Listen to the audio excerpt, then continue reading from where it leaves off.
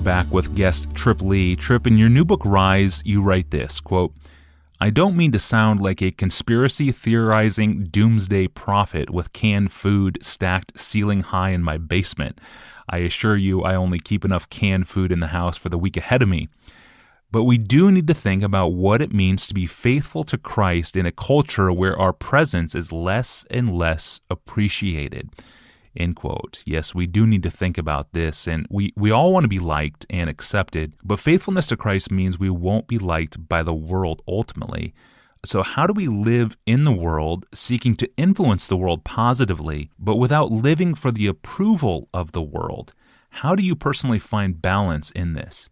Yeah, that is tricky. And, something I had to think a lot about even while writing this book, Rise, because I'm writing to a generation that's growing up with that really decrease in appreciation for serious Christians.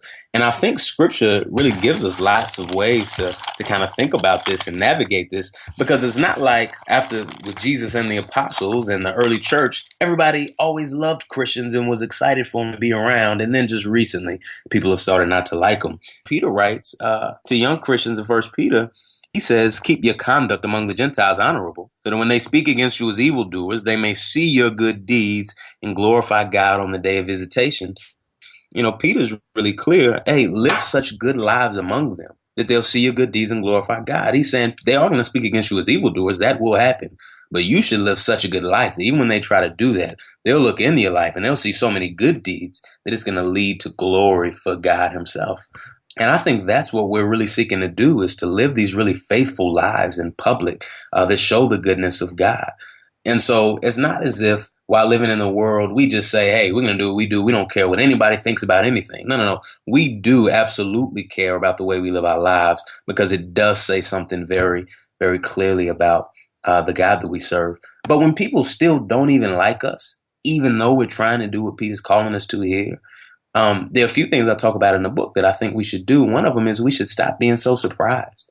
We should stop getting shocked when people are annoyed that we're serious about Jesus, because it's not like Jesus said, hey, follow me, everyone will love you for it.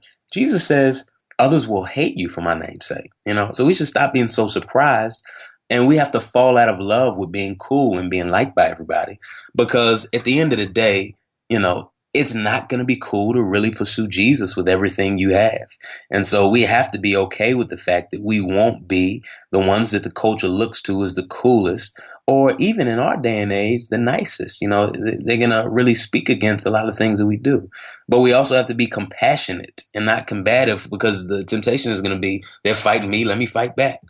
Or we have some Christians who the only way they can think of to really fight for the glory of Jesus is to yell at people for everything they do that they don't personally like or that they don't see in Scripture. And instead, we want to be very compassionate. It doesn't mean we don't say hard things to people, but we want to do it in a very loving and gentle way.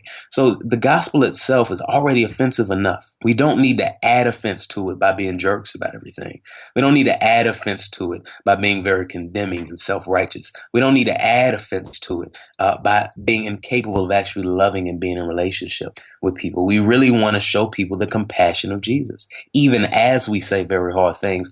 I've seen that, it's easy to say hard things to people when they can tell that you care about them and love them, when they don't feel like your project. And when there's a track record that you have with somebody of genuinely loving them and caring for them and taking interest in their life and serving them, when you say a hard thing, it may still be hard, but it fits into a different context.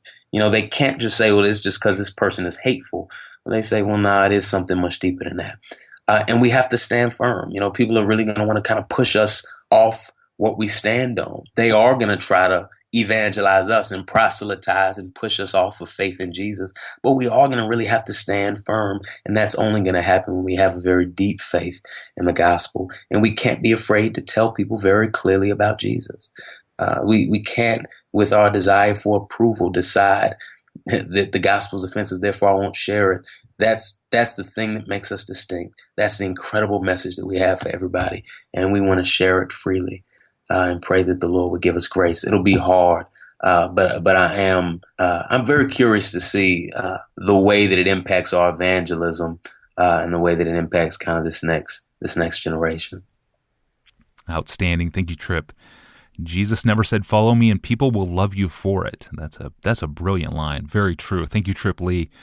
I was earlier quoting from the new book titled Rise from Trip Lee, and you can find it and the new album by the same title at Amazon.com.